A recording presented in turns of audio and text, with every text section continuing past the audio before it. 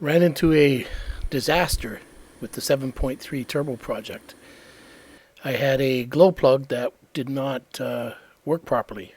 Previously, I'd ordered an entire set of glow plugs from Dieselogic.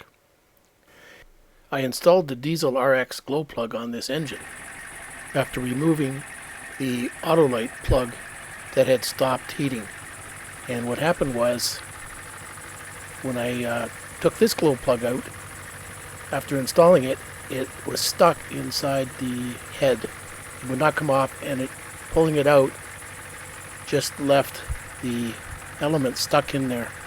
So it's clear to me that these glow plugs, at least this single defective one I've tried, are not as good as the Bear or Motorcraft or Autolite ones that I've used before. This is the first time I used one, and the element just swelled up with only about 20 minutes running. So I'm kind of wondering about the Dieselogic quality of these plugs. Here at Dieselogic, we are diesel fuel injection experts and specialists. The reason that you would use a Dieselogic product instead of an OEM product, we're going to save you money. We're the same quality as an OEM factory product at a fraction of the price.